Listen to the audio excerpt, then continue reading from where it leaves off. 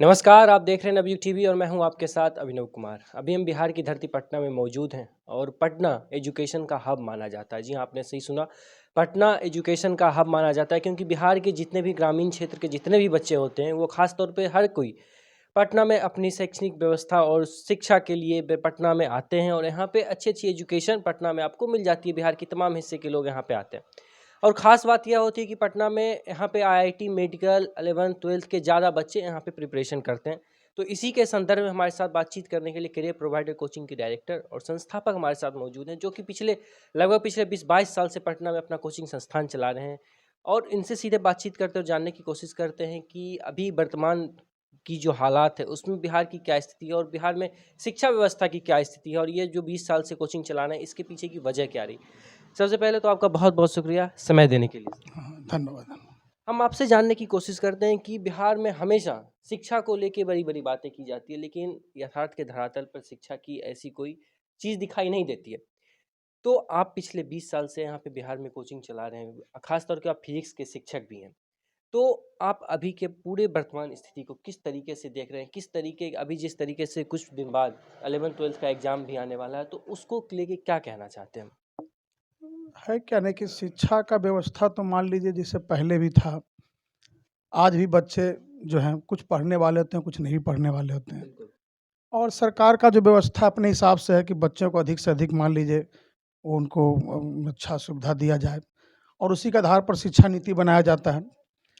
तो चलिए मिला-जुला के ठीक ही है जो भी है, पहले भी था आज भी है और हम लोग भी उसी हिसाब से बच्चों को कैसा क्या प्रिपरेशन हो, किस तरह से वो 12th में बढ़िया मार्क्स ला सकें, यानी बोर्ड में अच्छा ला सकें। और इसके साथ-साथ मान लीजिए जेईई मेन हो गया, नीट हो गया या कुछ बच्चे का चॉइस होता है एनडीए वगैरह जाने में, तो उसके लिए भी प्रिपरेशन करवाया जाता है, उसी हिसाब से करवाया जाता है प्रिपरेशन।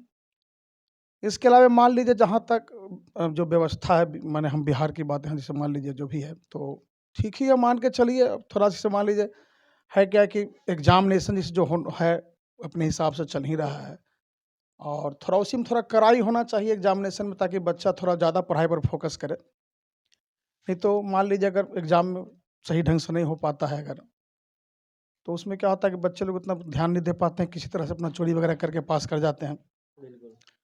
तो इस चीज़ पर थोड़ा ध्यान देना हो कि थोड़ा-सा एग्ज़ामिनेशन सही ढंग से हो, फ्रेश हो, बढ़िया से हो, ताकि बच्चे उस पढ़ाई पर फ़ोकस करें। जो भी क कम से कम इतना पढ़ें कि उनको ये नॉलेज हो, इतना ज्ञान ले लें, चाहे इंजीनियरिंग में मत हो एडमिशन नहीं हो, लेकिन और भी दूसरे फ़ील्ड बहुत सारे फ़ील्ड हैं, उसमें अगर उनको नॉलेज रहेगा तो आगे बढ़ ही जाएँगे। बिल्कुल। तो इस पर नॉलेज पर ध्यान देना चाहिए। दूसरी चीज़ है स्किल डेवलपमेंट, मतलब कि स्किल डेवलपमेंट हो ताकि बच्चे कहीं भी जाएँ, अगर उनके पास नॉलेज है, स्किल है, कुछ टेक्निकल अगर एजुकेशन ले लेते हैं, तो कहीं न कहीं आप सर्वाइव कर लेंगे और अपने आप को एस्टेब्लिश कर सकते हैं।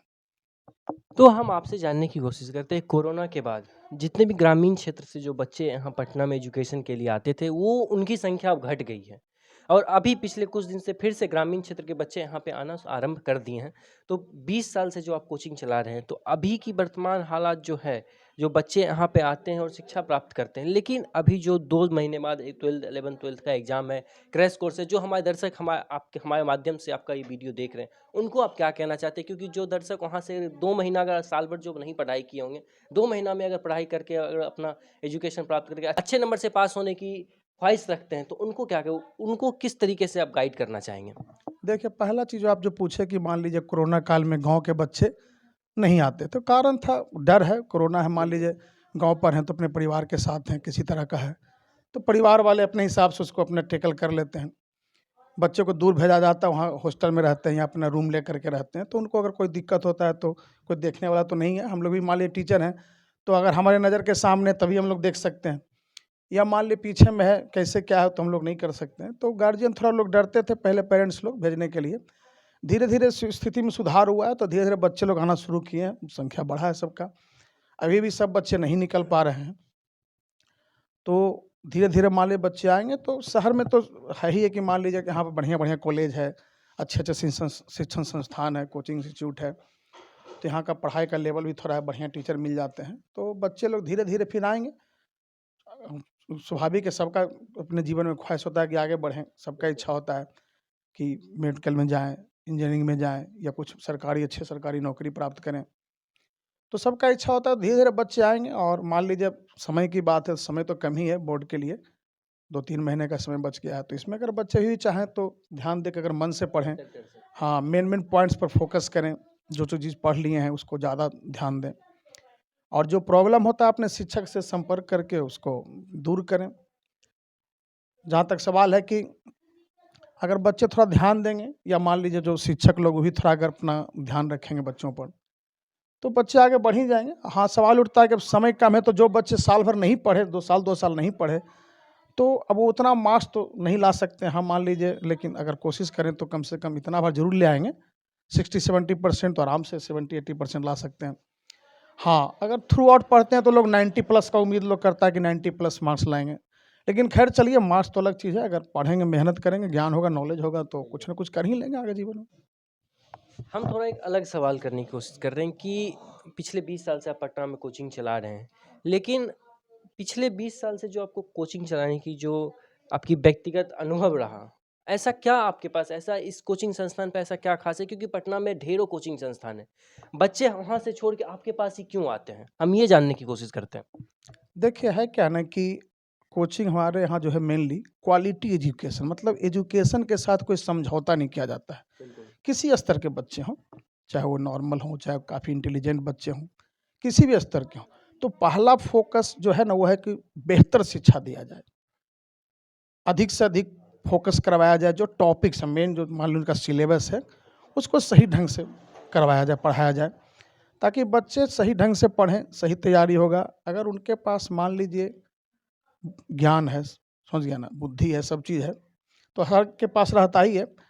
लेकिन मान लीजिए क्या होता है कि सही प्रिपरेशन नहीं होने के कारण, सही गाइडेंस नहीं होने के कारण बच्चे भटक जाते हैं, मतलब सही चीज़ को नहीं सीख पाते हैं। तो उसके लिए ज़रूरी होता है कि मार्गदर्शन, सही गाइडलाइंस, तो हम लोग वही फ़ोकस करवाते हैं मेन, कि सही गाइडलाइंस मिले। सबके पास बुद्धि विवेक है, ठीक है ना? लेकिन वो सही रास्ता कैसे चुनना है ये बताना रहता है। पढ़ना कितना है मान लीजिए, उस पर फ़ोकस किया जाता है। पढ़ाई तो बहुत अनलिमिटेड होता है, शिक्षा का तो कोई लिमिट है नहीं। लेकिन क्या पढ़ना है जिससे वो सीधे डायरेक्ट मान लीजिए उसको 12th का बढ़िया से तैयारी हो, जो उसमें क्वेश्चन पूछा जाता है उसको सही ढंग से वो प्रिपेयर कर ले। इसके अलावा जो कॉम्पिटिटिव एग्ज़ाम है, जेईई मेन हो, नीट हो, उसका भी प्रिपरेशन उसका सही ढंग से हो जाए। तो ये रास्ता हम लोग बताते हैं उन लोगों को, ये चीज़ बताते हैं कैसे तैयारी करना है, किस टॉपिक को किस ढंग से पढ़ना है, किस पर कहाँ न्यूमेरिकल बनाना है, किस तरह से मतलब पॉइंट सबको लर्न करना है, कैसे रिवीजन करना है, ये मार्गदर्शन देते हैं। तो इसी से क्या होता है कि बच्चे आगे बढ़ते हैं। मान लीजिए सही जो बच्चे फॉलो कर लेते हैं, तो वो आगे बढ़ जाते हैं और अच्छा मार्क्स भी लाते हैं सब। इस बार भी मान लीजिए जो जेईई मेन नीट का उसमें अच्छा रिजल्ट रहा इस बार भी, और उम्मीद है कि 12th में जो आने वाला है आगे चल कर के, जिस बोर्ड का हो, चाहे बिहार बोर्ड हो, सीबीएसई, आईसीएसई, जो भी बोर्ड है, तो जो बच्चे हैं उस पाथ को मान लो जो हम लोग बताते हैं, अगर वो फॉलो करते रहें तो निश्चित रूप से सफल होंगे। बच्चे फॉलो कर भी रहे हैं, ऐसी बात नहीं है, बच्चे बहुत सारे बच्चे फॉलो करते हैं। कुछ बच्चे ऐसे होते हैं थोड़ा देर से समझते हैं, तो उनको अलग से फिर बताया जाता है कि नहीं, थोड़ा मेहनत करो, इस तरीके से तैयारी करो। तो यही हम लोग का मेन रहता है कि क्वालिटी एजुकेशन जिसको कहते हैं ना, मतलब कि एकदम से वो सटीक चीज़, वही चीज़ पढ़ाना चाहिए जो मतलब कि उनको समझ में आए और जो सिलेबस से रिलेटेड है। सिलेबस से बाहर का चीज़ तो हम लोग कभी भी पढ़ा सकते हैं, लेकिन अभी एग्ज़ाम का समय है तो उसी पर फ़ोकस करते हैं, मेन सिलेबस जो है, ताकि उनका सही-सही प्रिपरेशन हो सके। सर ने बहुत अच्छी बात कही कि एक गाइडेंस की आवश्यकता होती है, क्योंकि जो ग्रामीण क्षेत्र के जो बच्चे यहाँ पे आते हैं उनको एक सही गाइडेंस नहीं मिल पाता, क्योंकि एजुकेशन को यहाँ पे व्यापार के नज़रिए से देखा जाता है और एजुकेशन को कभी भी व्यापार के नज़रिए से नहीं देखना चाहिए, क्योंकि जब भी हम एजुकेशन को व्यापार के नज़रिए से देखते हैं तो वो आप एक बेहतर भविष्य का निर्माण नहीं कर सकते हैं, खास करके देश के लिए हो या फिर समाज के लिए हो, किसी भी क्षेत्र में आप बेहतर नहीं कर पाएंगे। ग्रामीण क्षेत्र के जो बच्चे हैं जो यहाँ पे अपना एफर्ट नहीं डाल सकते हैं, उनके पास इतना पैसा नहीं है कि वो अपना घर परिवार छोड़ के यहाँ पटना में रह सकते हैं, तो उनके लिए आप क्या खास व्यवस्था कर सकते हैं अगर वो पढ़ना चाहें तो, जो मेधावी छात्र हों? हाँ, बिल्कुल, अगर मान लें बच्चे जो ग्रामीण क्षेत्र से हैं, जो आर्थिक रूप से कमज़ोर हैं, तो उन लोग के लिए हम लोग भरसक कोशिश करते हैं कि जो फ़ी में हो छूट कर दें। इसके अलावा रहने वगैरह का व्यवस्था भी करवा देते हैं, जो कम से कम, हाँ, कम से कम खर्च में उनको रहने का व्यवस्था हो जाए। और जहाँ तक किताब कॉपी होता है, नोट्स वगैरह होता है, ये सब प्रोवाइड कर देते हैं ताकि वो पढ़ सकें। तो मेन यही रहता है उद्देश्य कि जो भी ग्रामीण क्षेत्र से मतलब कमज़ोर हैं, मान लें तबके से आते हैं या मान लीजिए आर्थिक रूप से कमज़ोर हैं, तो उनको प्रेरित करते हैं कि पढ़ें, आके पढ़ें, जो सुविधा हो सकेगा, जो हम लोग से हो सकेगा हम लोग करेंगे ही और करते भी रहते हैं। ऐसा नहीं है कि यहाँ पे सिर्फ सर के यहाँ सिर्फ आपको फिजिक्स ही पढ़ाया जाएगा, लेकिन नहीं, यहाँ पे आपको फिजिक्स के साथ साथ केमिस्ट्री, मैथ, बायोलॉजी, हर एक सब्जेक्ट का आपको बारीकी से आपको नॉलेज दिया जाएगा। तो आप आइए, एक बार यहाँ पे विजिट करिए और पढ़िए। तो आपने देखा सर ने बहुत अच्छी बात कही कि आप ज़्यादातर इधर उधर की कामों में फोकस ना करें, बल्कि आप पढ़ने के लिए आए तो पढ़ें, और रिवीजन, जितना बार आप रिवीजन करेंगे आप उतना बेहतर कर पाएंगे। तो देखना यह है कि आगे आईआईटी और नीट का जो एग्ज़ाम होता है उसमें इस कोचिंग संस्थान का क्या रिजल्ट होता है, या फिर 11th-12th का जो एग्ज़ाम होगा, सीबीएसई के बच्चे हों या फिर बिहार बोर्ड के बच्चे, तमाम बोर्ड के बच्चे यहाँ पे पढ़ते हैं, तो उनका क्या परफॉर्मेंस रहता है। तो इसी क्रम में आइए हम बच्चे से भी बातचीत करते हैं और देखते हैं कि उनका क्या कुछ कहना है, वो किस प्रकार से सर को लेके कि सोचते हैं, और यहाँ के कोचिंग संस्थान के बारे में वो क्या कुछ कहता है। तो इस कोचिंग संस्थान पे यहाँ पे कुछ छात्र हैं जिनसे हम बातचीत करते हैं और जानने की कोशिश करते हैं कि ए.के. राव सर जो फिजिक्स के लिए पटना में खास तौर पे जाने जाते हैं, और यहाँ पे ऐसा नहीं कि सिर्फ फिजिक्स पढ़ाया जाता है, आपको फिजिक्स के साथ साथ केमिस्ट्री, बायोलॉजी, मैथ, तमाम सब्जेक्ट का यहाँ पे आपको बारीकी से नॉलेज दिया जाता है। हम आपसे जानने की कोशिश करते हैं कि सर, जो जिस तरीके से सर दावा करते हैं हम पिछले 20 साल से यहाँ पे कोचिंग संस्थान चला रहे हैं, तो सर का कैसा परफॉर्मेंस है, पढ़ाने का क्या तरीका है, कैसा आपको समझ में आता है या नहीं? हाँ सर, आता है। आप सर के पढ़ाने के तरीके से सहमत हैं? हाँ सर, जो बच्चे यहाँ नहीं आ रहे उनको क्या कहना चाहेंगे? उन्हें उन्हें भी यहाँ आना चाहिए। आना चाहिए। हाँ, और सर से अपना अनुभव लेना चाहिए, कैसे पढ़ाते हैं।